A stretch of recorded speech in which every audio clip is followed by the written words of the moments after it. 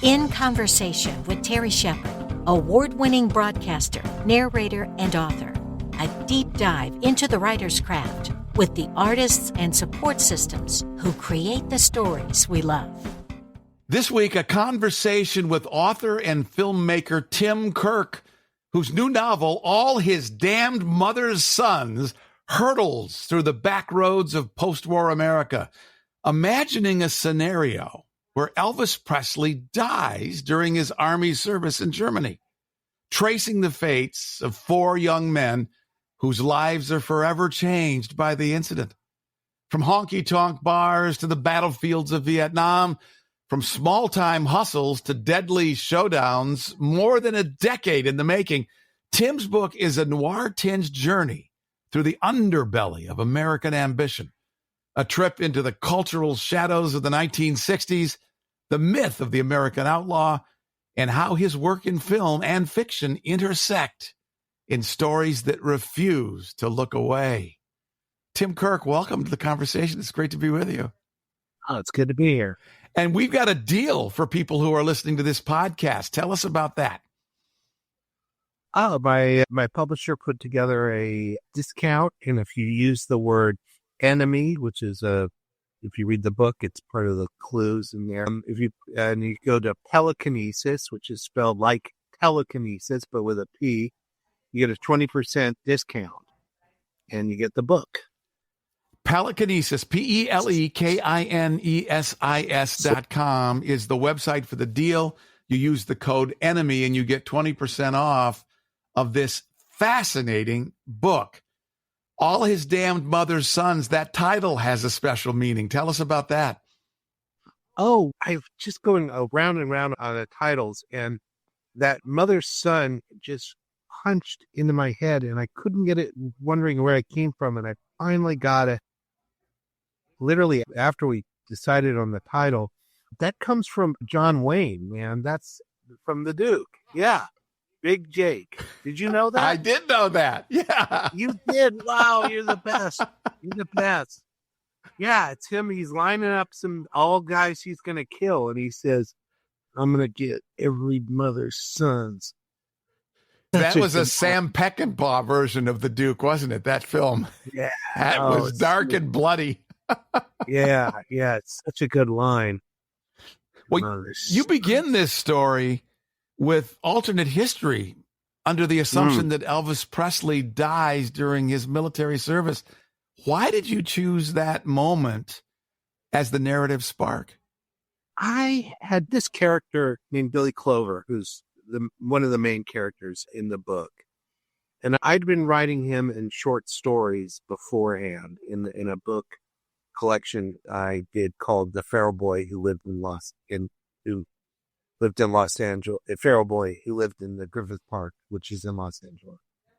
And I had him, he was a guitar player who mostly played Western swing, and then he was getting into rock and roll. And I wanted to fill him off, had him have a career arc through the 60s and the 70s. And I started thinking, like, boy, what I really want him to do is have Elvis's career arc. You just can't do that if Elvis is alive. And then I was like, I got to kill him. And so that's what I did. I killed Elvis at the beginning of the movie. I killed him at the beginning of the book. And then I'm just done with him. And I started having him going through this career. And obviously I wasn't having him have exactly Elvis's career. And I started it's interesting as you start writing that, I wasn't going to have this as like a complete alternate history, but if you start having not Elvis in your world, it does start hopping in there, and it's really an interesting experience just to write. Just you suddenly are like, Elvis isn't there, and then that starts popping around. It's an interesting experience. There's something about the decade of the 60s that seems eternal. We keep hearing 60s music in television commercials. Classic rock is still as popular today as it was the day Fred Jacobs invented it. What is it about that decade that resonates with you?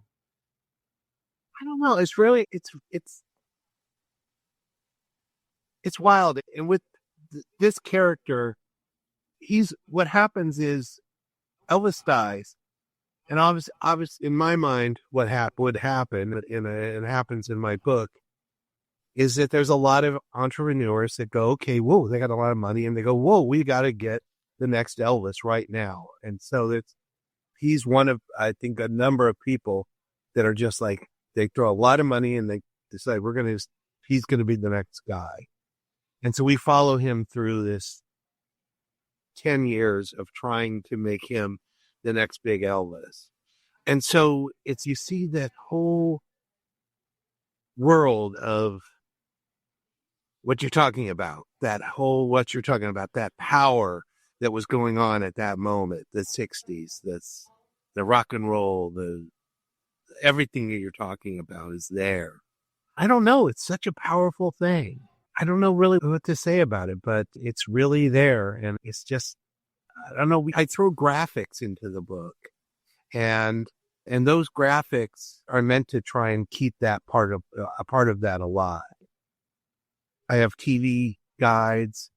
We see them, which are really funny. I have Rolling Stone articles. There's something about Frank Zappa in there.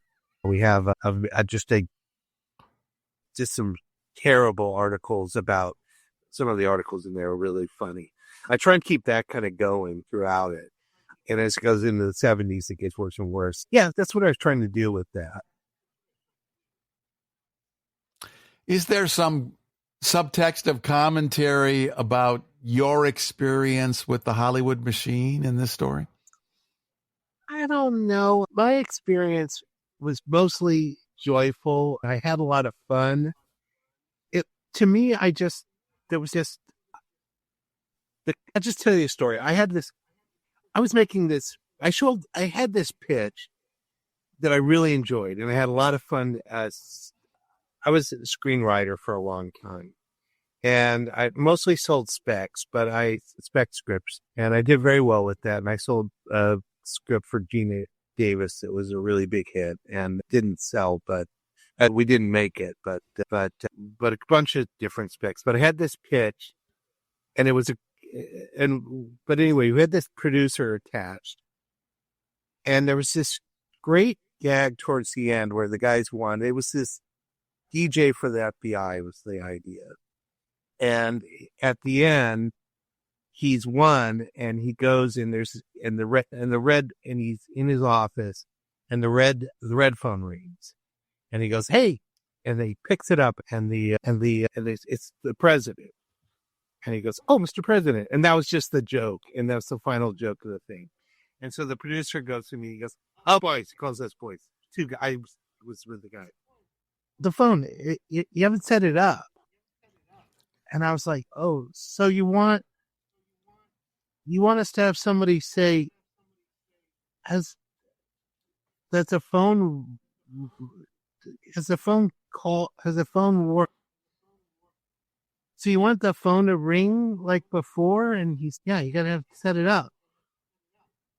So as a joke, I just put into the script, like every 30 pages, the guy would come in and say, "Hey guys, has the phone rung?" And they'd say, "No, Skylar." "Oh, shoot." And so it turned into this running joke throughout the script. And people thought it was pretty funny because the guy's sort of a jerk. So anyway, it worked. And so cut to 6-7 months later, and we had this big meeting with everybody in there, like all the executives and the vice president of the studio at Sony at the time. And we had to cut because we were about to go to this big director, and the script was running long. And so we're going through and we're cutting stuff.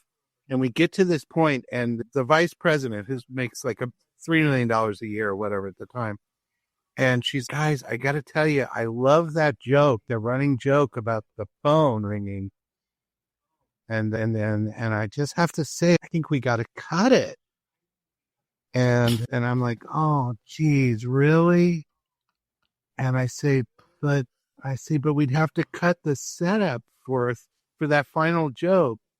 And I go, And I looked to that producer and I'm like, think that'd be okay, Brad? And he goes, oh, yeah, that'd be all right. I'm like, okay, I'll cut it. So You've just described how Hollywood works, though. yeah, I know. It's And perfect. I dealt with that for 15 years or whatever. But I guess it was just starting to get. So anyway, that's when I started making documentaries, and that's when I started writing a little more directly towards writing novels and so forth. I'm not crying about it. I'm just saying I was ready for something else. Each of the central characters in All His Damned Mother's Sins takes a different path: music, crime, war. What unites them even as they diverge? Survival is the one thing. I hope that as you're reading the book, that there is going to be a collision at some point, and you're wondering who's going to survive. And I think for all of them, there comes a moment where that path, they go off on a path, and I don't think they're not really aware, where that moment happens. And I think for a lot of that, they're wondering, where did that happen? Why did that happen? Why am I on this path? And I think really it's Elvis's death, but they don't know that really. I think they just don't know that the loss of Elvis and that what that would have meant to the world was what was lost, really. I think that's what I'm saying about this. Our guest is Tim Kirk. His book is All His Damned Mother's Sins, a great John Wayne line. His website is Kirk, KIRK.com. And for those of you that go to his publisher, Pelicanesis.com, and use the word enemy, you can get a hold of this book at a $20 discount. Tim, there's a noir sensibility throughout the story that fascinated me. Who are some of the crime writers or screenwriters that have inspired you along the way?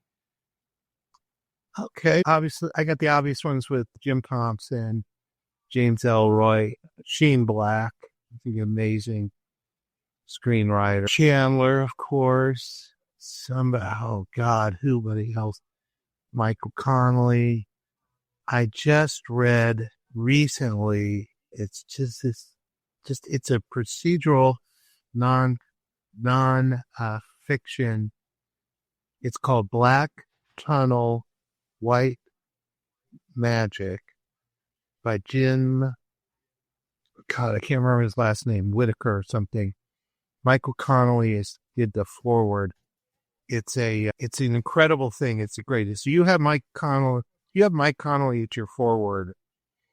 I think your editor, you don't have to do any kind of cutting because this guy just got to do whatever. It's forever long, which is great because it's a procedural and he's a detective. And so it's just everything you want if you just want to read a great procedural. So he goes, we went and talked to these guys and they told us this. And then we went and talked to these other guys and they tell you the exact same thing. But that's what policemen do. And it's just if you're in and I'm from LA and I grew up at this exact period, and these people that they're talking to and the crazy people that they're talking to is precisely who these people are. And there is this psychopathic kind of party boy I've met these guys and it's just perfect. You couldn't write it. It's so good. So heads up on that one. Black Magic, White Tunnel. Here's my punch here.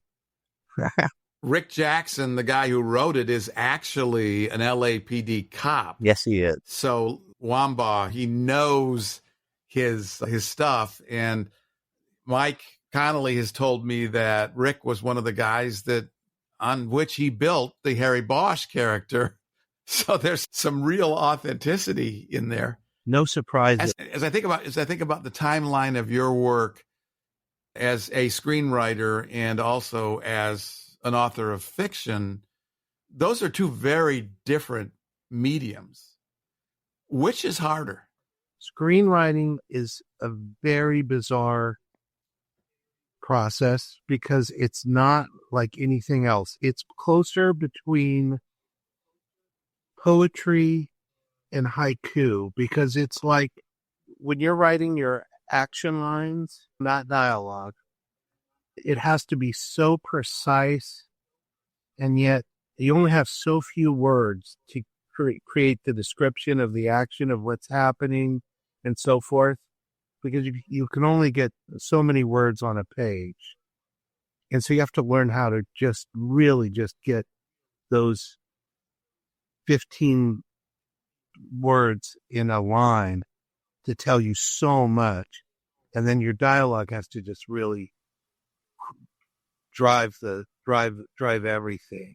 So it's an incredibly, once you've got it, but it really takes you a long time to learn it. And then the other great thing is you have to learn structure. You really have to learn your structure. But I think all that, once you've got it, then you can pass it along to writing. But I think writing is just so wonderful because then you get to just let loose and just really just go with your writing, and you can just write wonderful prose, or you can just choose the kind of prose you want rather than this really strict, like I said, haiku poetry. Both are such iterative processes too. How different is the finished version of All His Damned Mother's Sons than that first draft? How is that different? Oh boy, I just punched at it and got it tighter and tighter and tighter. But then once I got it really tight, then I went through and just loosened it up. I went, okay, now I want to make sure I've got the clothing and I've got the music and I've got the sounds and I got the feeling. But at first I want to just get really punched, got those characters really tight and the action and the feeling of it going. And then I went through and I wanted to make the area and the smell and everything of the time period. I didn't want to miss that. The first through, I wanted to get the guys, because it's really about guys and their whole clashing together. But I didn't want, once I got in there, I was like, God, I'm really losing this whole area, this whole scene. And this scene is beautiful and so wild and scary too. And I really want to get into that now that I've got these mainly two guys that are really getting it out. I really enjoyed reading two of your other books, Burnt and The Feral Boy Who Lives in Griffith Park. Oh, wow. How do those books connect with All His Damn Mother's Sons, if at all? Burnt is definitely about fatherhood. And it's the story, Carolyn's the story of, I told the story of the mothers of children. It's basically good with daughters with bad fathers. And I tell the story in 3 different periods of time. In the 1880s, the 1940s, and the 1970s. And I intercut. And I wrote that during the period of time when I had a young daughter, really young. And I couldn't write except for at night when I would just get home and I would write one of the other period. And then Feral Boy was when my daughter's Briar, when I could only go to the park. And when she would sleep, I would write that. And that's when we would go to the park and there was a lot of little feral boys that were on the park with the playgrounds. And I was having to like, hey, don't pull my daughter's hair kind of thing. So I guess those were about me being a father. And I don't know if that kind of comes together with this.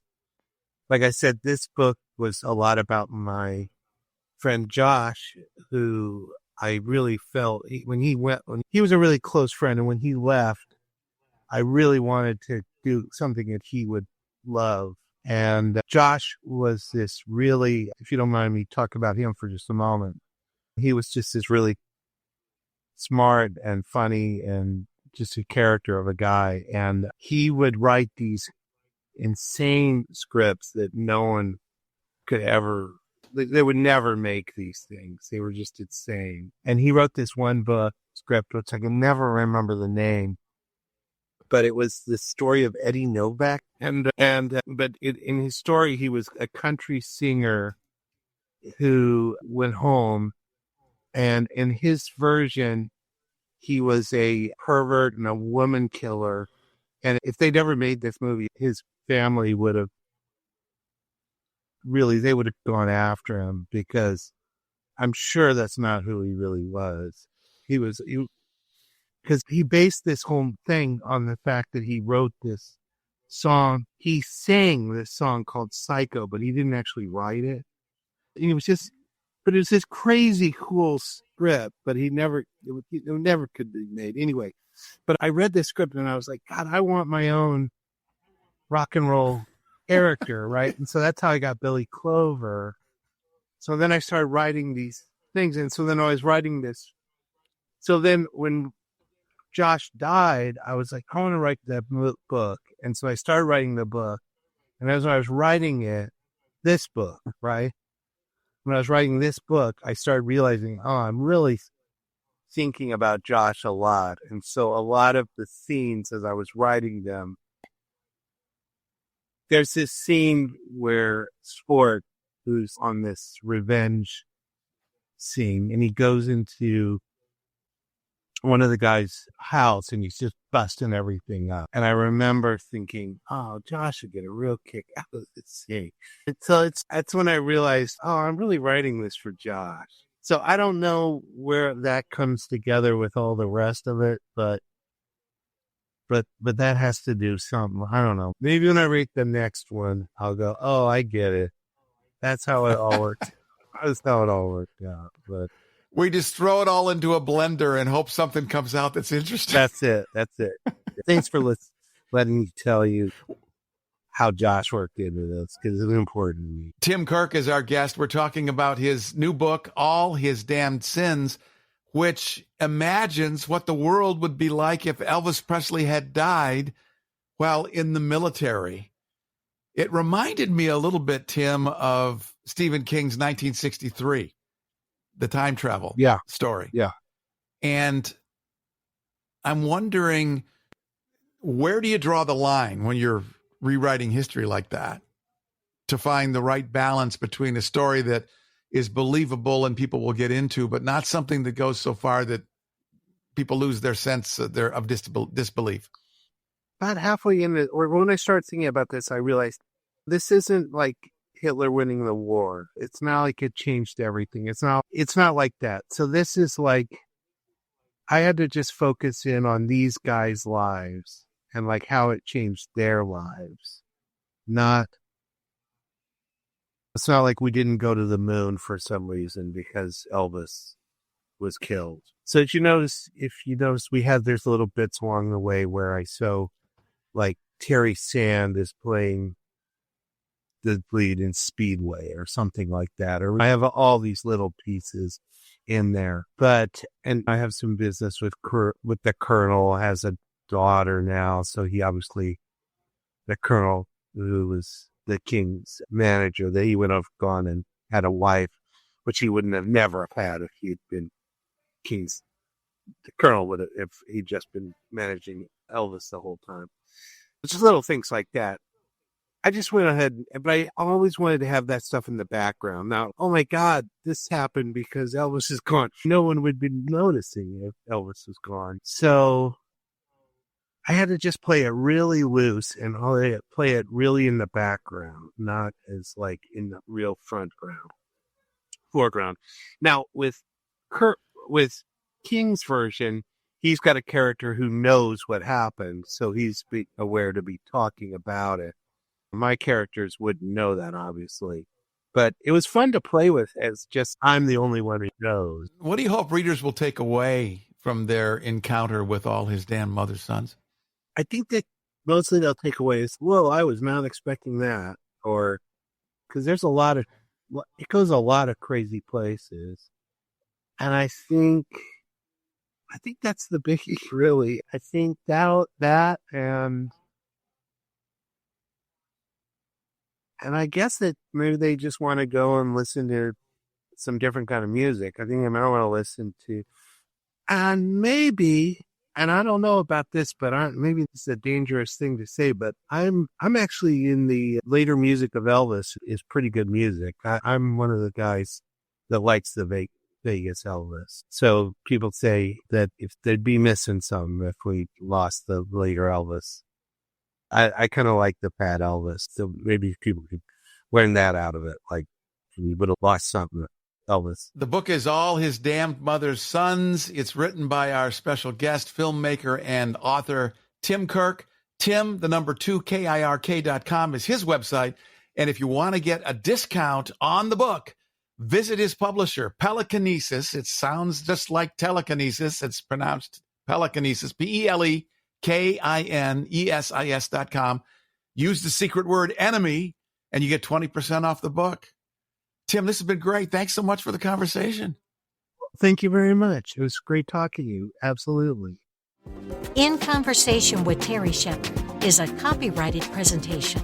All rights reserved. I'm Lisa Davis. Join Terry Shepard next time in Conversation.